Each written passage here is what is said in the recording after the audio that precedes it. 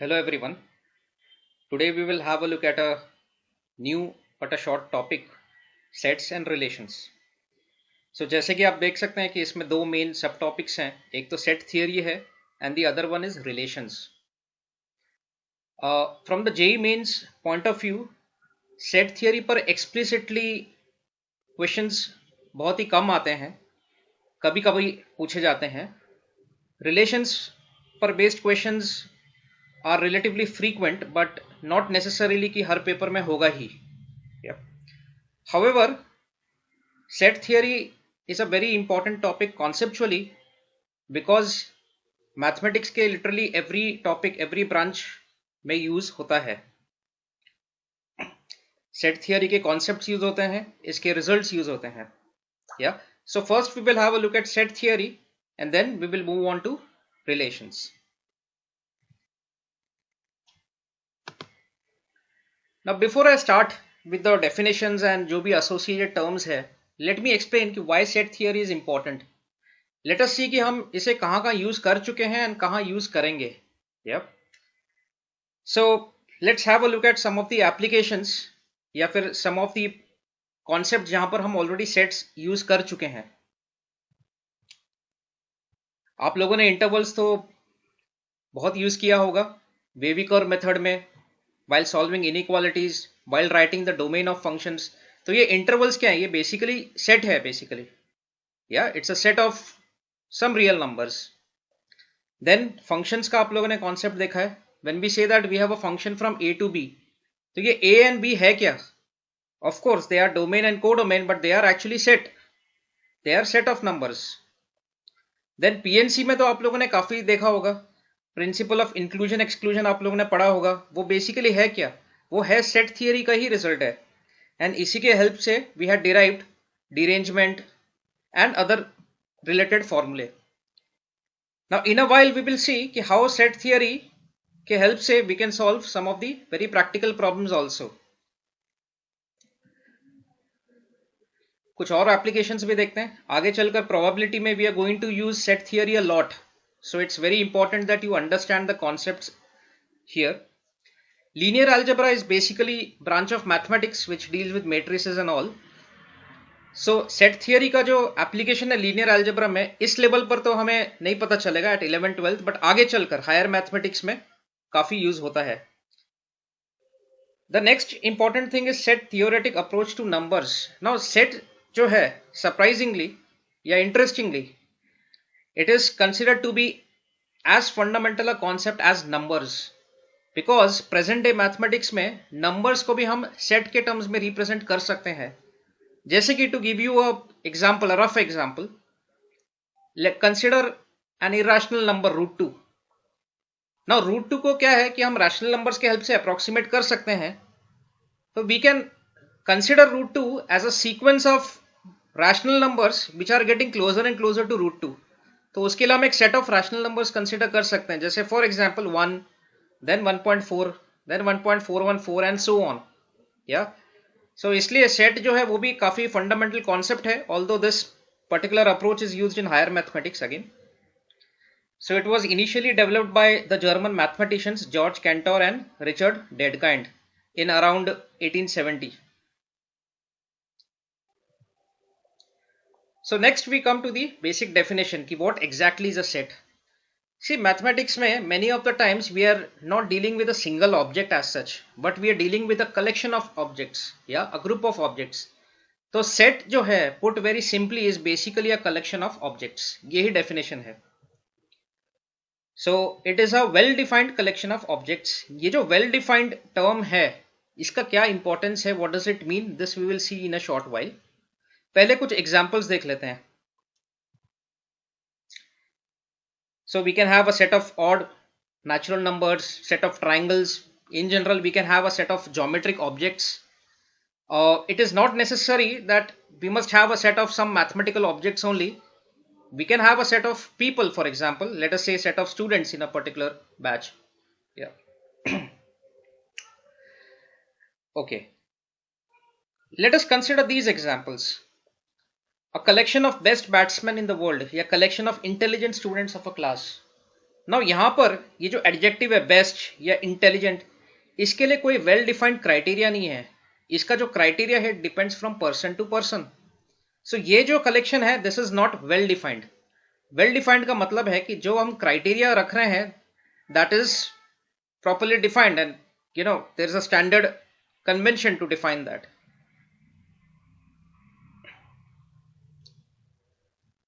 Next we see how we represent sets. इन्हें कैसे हम write out करते हैं. Let us see. So before I describe the two main ways of representing, तो कुछ और associated चीजें हैं representation से related, वो देख लेते हैं. जैसे सेट्स को हम यूजुअली कैपिटल लेटर से डिनोट करते हैं, A B C and so on. तो कोई भी सेट में अगर एक ऑब्जेक्ट है, जैसे set of odd natural numbers है, तो 3 एक उसका ऑब्जेक्ट है, तो we call it either an object और a member of a set और एलिमेंट ऑफ अ सेट. ये सभी इक्विवेलेंट टर्म्स हैं.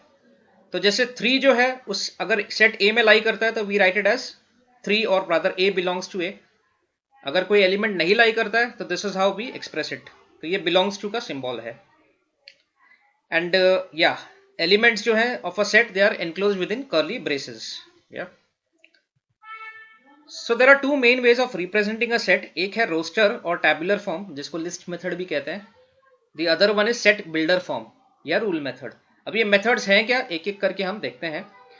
But before I go on to describe these ways of representing a set, mathematics में most of the time we are dealing with collection of numbers. ये तो आप लोग ने already देखा ही होगा. कैलकुलस में specially we are dealing with real numbers या फिर पार्ट ऑफ रियल नंबर्स. तो दैट इज वाई कुछ जो सेट्स हैं मैथमेटिक्स में जो बहुत फ्रीक्वेंटली यूज्ड हैं उनके लिए एक स्टैंडर्ड सिंबल है and they are as follows. I am sure कि all of this is very straightforward. ये सारे ही जो नंबर सिस्टम्स हैं आप सभी से कंफर्टेबल हैं. इनके अपने अपने सिंबल्स हैं. फॉर एग्जाम्पल नेचुरल नंबर्स के लिए n और you can use the normal n, but this is the standard symbol. It's slightly better looking. इसमें डबल बार्स हैं. The same with other number systems, integers, rational numbers, r, real numbers, complex numbers and r plus अगर हम लगा दें तो इसका मतलब set of positive real numbers हो जाता है. q प्लस मतलब set of positive rational numbers and so on. Next अब चलते हैं, देखते हैं पहला मेथड सेट को रिप्रेजेंट करने का, विच इज द रोस्टर और टैबुलर मेथड. सो जैसे कि ये नेम से पता चल रहा है, इसमें वी टैबुलेट द एलिमेंट्स, मतलब we actually write down the elements या members of a set. Let's have a look at some examples. So set of vowels है, तो इसे हमने कर्ली ब्रेसेस में लिखा है AEIOU. Set of odd natural numbers है. अब ये जो है इनफाइनाइट सेट है, तो इसमें सारे एलिमेंट्स लिखना तो पॉसिबल नहीं है. So we write down the first few elements and then dot dot dot से रिप्रेजेंट कर देते हैं द रिमेनिंग वंस. नाउ इसके लिए, इससे related there are certain rules. Let's have a look at them. पहला तो यह है कि ऑर्डर ऑफ द एलिमेंट्स जो है डज नॉट मैटर. आप किसी भी ऑर्डर में एलिमेंट्स को राइट डाउन कर सकते हैं सेट में. And every element is counted only once. तो अगर किसी सेट में कोई एलिमेंट repeatedly लिखा भी होगा तो you are going to count that as once only. जैसे कि as an example, set of letters of the word Mississippi अगर देखें तो it is this MISP. Now the question arises कि क्या हम हर सेट को रिप्रेजेंट कर सकते हैं रोस्टर या टैबुलर फॉर्म में. As an example, consider the set of rational numbers which lie between 2 and 3. क्या हम लिख सकते हैं रोस्टर फॉर्म में? We will not be able to write down because rational numbers में अगर आप देखें there is no such thing as the smallest rational number greater than 2. या फिर अगर आपने कोई रैशनल नंबर लिख भी लिया, लेट्स से 5/2, तो there is no concept of the next rational number, क्योंकि कोई भी दो रैशनल नंबर्स के बीच में आप इनफाइनाइटली मेनी रैशनल नंबर्स लिख सकते हैं. सो क्लियरली इस तरह के हैं एग्जाम्पल्स एंड और भी कुछ हैं जो हम रोस्टर मेथड से हम रिप्रेजेंट नहीं कर सकते. So for these kind of collections we use the other method which is known as the set builder form. See देखिए, मोस्ट ऑफ द टाइम जब हम कलेक्शन बनाते हैं, कलेक्शन ऑफ ऑब्जेक्ट्स, तो we can have collection of random objects जो कि related नहीं है. For example I can have a set जिसमें एक मैट्रिक्स है, एक सेट है, एक नेचुरल नंबर है एंड सो ऑन. बट इस तरह के सेट्स जो है वो यूजुअली यूज नहीं होते हैं. whenever we make a collection of objects, तो जनरली जो ऑब्जेक्ट्स हैं उनमें एक कॉमन प्रॉपर्टी होती है. सेट बिल्डर फॉर्म में हम वही करते हैं, उस कॉमन प्रॉपर्टी को स्टेट करते हैं. कैसे करते हैं, let's see. Okay, so this I have already explained. ठीक है, तो यही एग्जांपल है जो प्रीवियसली हमने देखा था, the set of vowels of English alphabet. तो सेट बिल्डर फॉर्म इसका ये है, ये तो टैबुलर फॉर्म है. तो v इक्वल्स x, यहाँ पे x जो है एक जेनेरिक एलिमेंट है, जेनेरिक ऑब्जेक्ट को डिनोट करता है, which can denote any one of these. ये डबल कोलन जो है it means such that, it is read as such that. Similarly double colon की जगह कभी कभी ये वर्टिकल लाइन भी यूज होता है. ठीक है, सच दैट. अब यहाँ पे प्रॉपर्टी क्या है इन अल्फाबेट्स की, x is a vowel of the English alphabet. या तो this is how we express a set in the set builder form. तो ये जो कॉमन प्रॉपर्टी है इन अल्फाबेट्स की वो हमने मेंशन कर दी है. अच्छा, कुछ मैथ नंबर वाले सेट्स भी देख लेते हैं. हाँ, जैसे ये एग्जांपल अभी मैंने दिया था, rational numbers lying between 2 and 3. Roster form या टैबुलर फॉर्म में तो हम नहीं एक्सप्रेस कर सकते, बट सेट बिल्डर में कर सकते हैं वेरी एफिशिएंटली इस तरह से. It is the set of all x such that x is between 2 and 3 and x is a rational number, या और x belongs to a set of rational number. Let us have a look at one more example. तो जैसे कि ये सेट आप देख सकते हैं, this is the set of all squares of natural numbers. तो मैंने 2-3 तरीके बताए हैं इसे एक्सप्रेस करने के. First is x such that x is a square of a natural number. Now mathematics में because we have so many symbols, तो आपको हमेशा ये पूरा एक स्टेटमेंट लिखने की जरूरत नहीं है. इसको आप और अच्छे से कन्वीनियंटली, एफिशिएंटली और कॉम्पैक्टली लिख सकते हैं like this. x such that x is n square. what is n? n is a natural number. या फिर कभी कभी हम इसे और भी कॉम्पैक्ट कर सकते हैं कि x equal to n square, condition यही डाल दो, then such that n belongs to n. So these are like several ways of writing down a set in the set builder form. So roster form तो देखिए आप लोग already familiar हैं ही.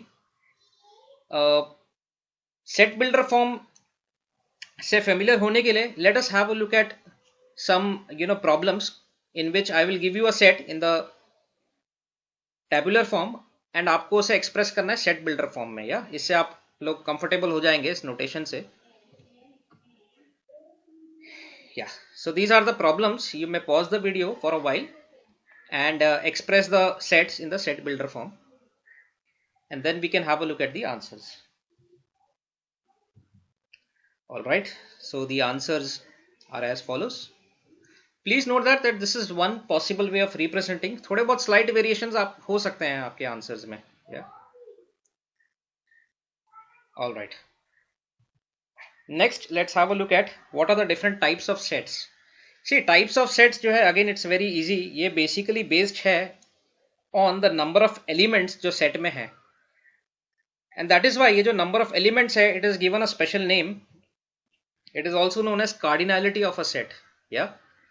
So it is denoted by n of s या फिर जो mod वाला अपना usual symbol है. But don't get confused. When you have mod placed over a set, तो इसका मतलब है number of elements of the set. Yeah.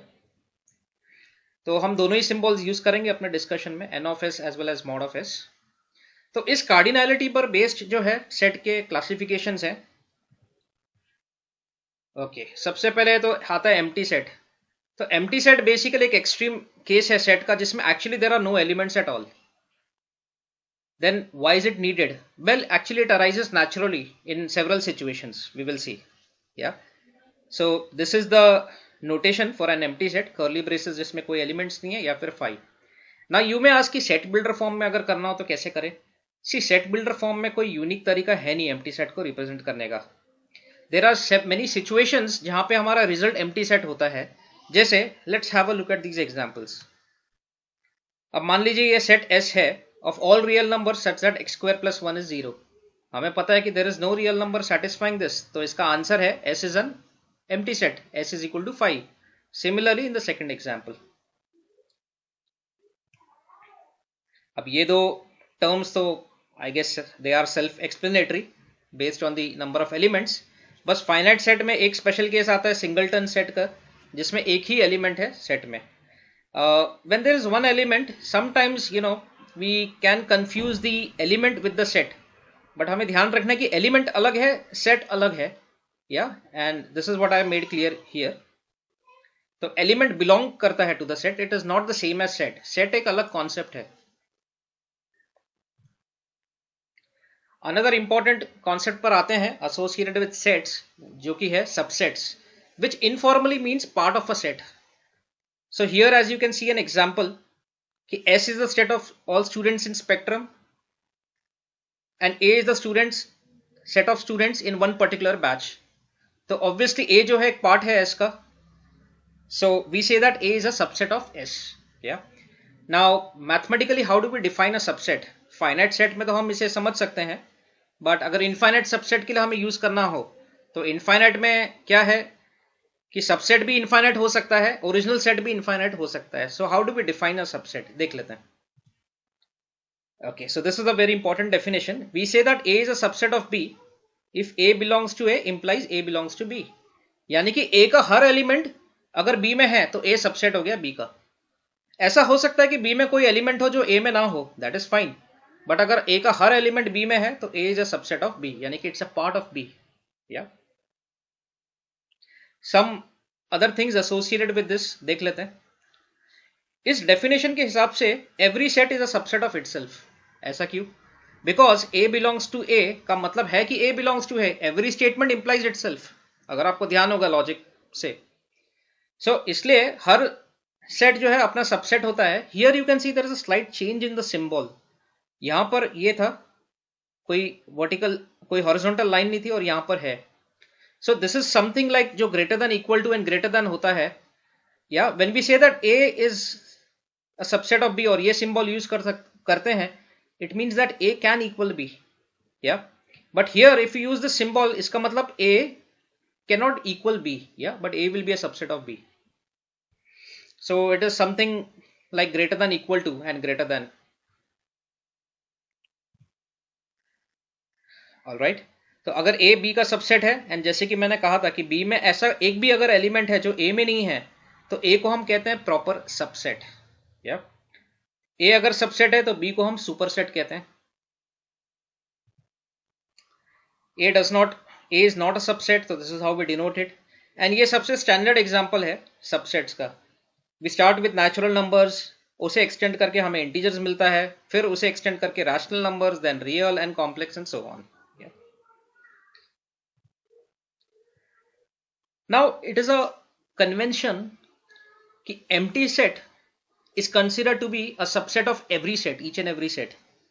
Now here you may ask कि empty set में ऐसा कौन सा एलिमेंट है? empty set में तो कोई एलिमेंट्स है नहीं. Well empty set में there are absolutely no elements. ये एक एक्सट्रीम केस है. जैसे मान लीजिए कोई एक सेट A है, उससे मैंने कोई एलिमेंट्स लिए ही नहीं, then I get an empty set. So it is a matter of convention actually. यहाँ पे हम अपना यूजुअल डेफिनेशन अप्लाई नहीं कर सकते. It's a matter of convention that null set is taken to be the subset of each and every set. Alright, before we go ahead, just to make ourselves more familiar with this concept, तो दो तीन simple problems हैं. आपको बस ये पता लगाना कि अलग अलग सेट दिए हुए हैं, कौन किसका सबसेट है. So you can pause this and try these problems. Second problem में just I can suggest that x and y जो है वो हमें सेट बिल्डर फॉर्म में दिया हुआ है. So in case you are not able to make out कि what are x and y, then you can write them down in the tabular form. आप स्टार्टिंग के कुछ 3-4 एलिमेंट्स लिख सकते हैं, उससे आपको एक आइडिया आ जाएगा.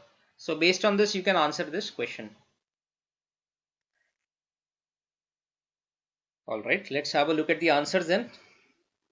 These are the answers. I'm sure कि ये सभी को आ ही गया होगा. This is very simple, very straightforward.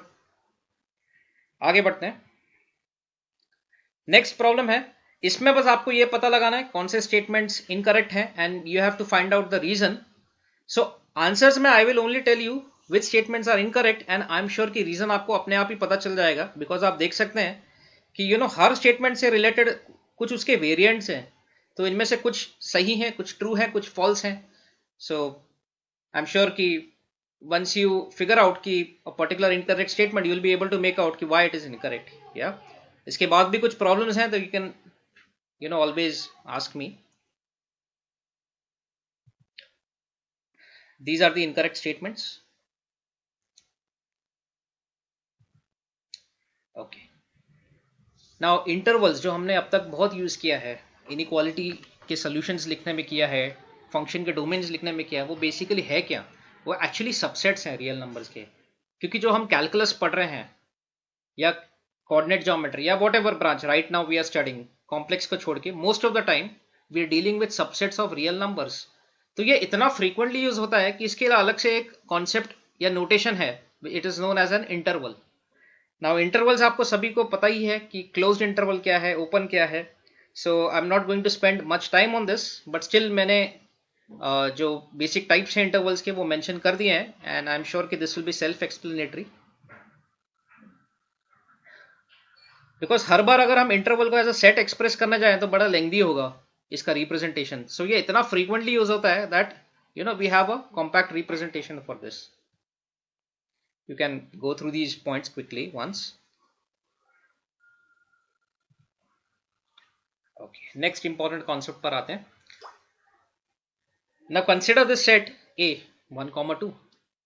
Let us say I tell you to write down its subsets. तो इनकी subsets हैं क्या? सबसे पहले तो आप सबसेट लेंगे जिसमें कोई एलिमेंट है ही नहीं, दैट इज नल सेट. फिर आप सबसेट लेंगे जिसमें एग्जैक्टली वन एलिमेंट है, तो वो होगा 1 and 2. देन आप एक सबसेट लेंगे जिसमें दो एलिमेंट्स है basically which is the same as A. या सिमिलरली आप 1, 2, 3 के भी सबसेट्स लिख सकते हैं. इन्हीं सबसेट्स का अगर मैं कलेक्शन बनाऊं, इनका एक सेट बना दूं मैं. Basically set is a collection of objects. Objects can be sets also. So इन्हीं सेट्स का अगर मैं एक कलेक्शन बना देता हूं, that is known as power set of a set. या इसका नाम पावर सेट क्यों है, यहां पे पावर का क्या सिग्निफिकेंस है, we will see in a short while. So power set of A is this curly braces में all the collection of all the subsets. Definition is also very easy and with the help of set builder form हम बहुत ही compact way में represent कर सकते हैं. It is a set of all the subsets of A. Yeah. Okay. Now one of the standard problems is कि अगर एक set A है जिसमें n एलिमेंट्स हैं तो उसके सबसेट्स कितने होंगे. आई एम श्योर कि आपने ये PNC में एड्रेस किया ही होगा इस प्रॉब्लम को. The answer is 2 raised to n. Yeah. And therefore power set में कितने elements होंगे, 2 raised to n होंगे, because power set basically subsets का collection है. Just let me quickly revise कि इसका proof क्या था. There are 2-3 ways of proving this. तो first way देख लेते हैं. First way using the concept of NCR. अगर आप subsets बना रहे हैं set A का, तो या तो आप 0 elements लेंगे in NC 0 ways, या फिर 1 एलिमेंट लेंगे इन NC 1 ways, 2, 3 and n elements in NC n ways. So this is the total number of ways and आपको पता ही है बाइनोमियल थ्योरम से कि this is 2 raised to n. एक दूसरा और इंटरेस्टिंग वे है that you consider any subset x. Now you take any element, जैसे मान लीजिए A1 है, इसके पास दो ऑप्शंस हैं, either it is there in x or it is not there in x. तो A1 has two options. Similarly, A2 has 2, A3 has 2 and so on. तो सभी के पास दो ऑप्शंस हैं independent of the other elements. तो अगर हम total number of possibilities देखें वो कितने आते हैं, 2 into 2 into 2 and so on, n times, which is 2 raised to n.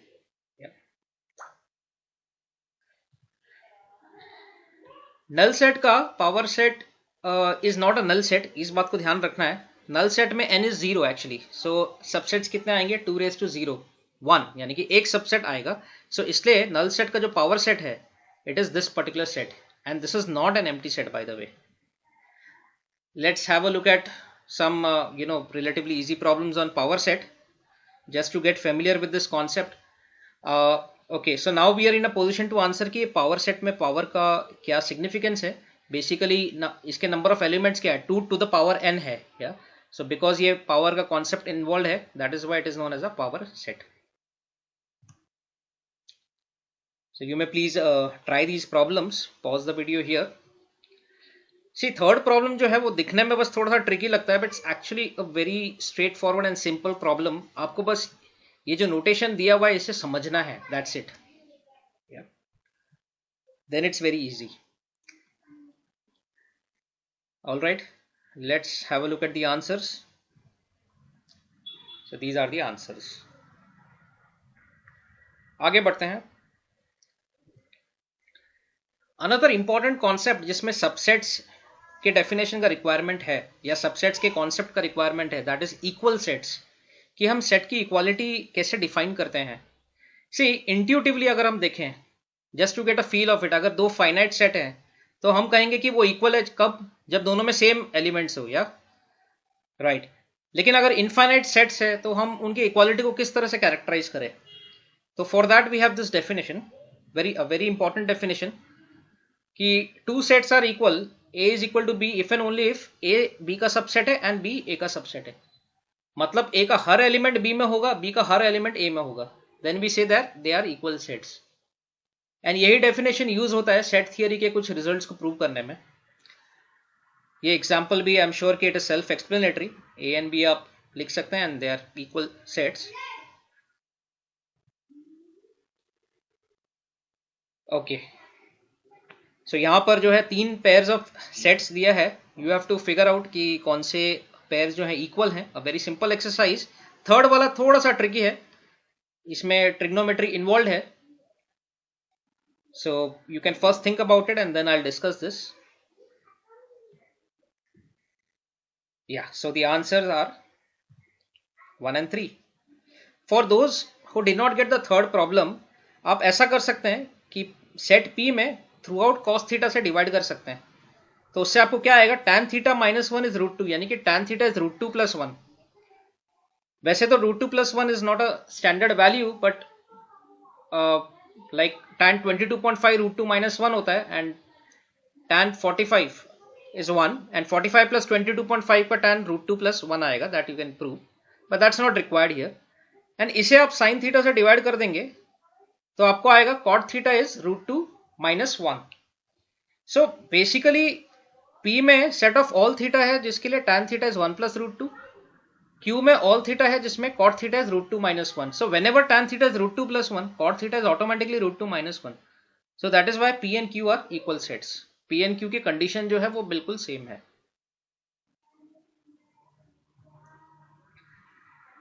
Next important concept है वेन डायग्राम्स का. वेन डायग्राम्स की हेल्प से हम एक सेट को विजुअलाइज कर सकते हैं या उसे फिगर्स के हेल्प से रिप्रेजेंट कर सकते हैं. एंड ये भी बहुत इंपॉर्टेंट है जब हमें सेट थियरी के रिजल्ट्स को समझना है या फिर कुछ प्रैक्टिकल प्रॉब्लम सॉल्व करना है. This we will see later on.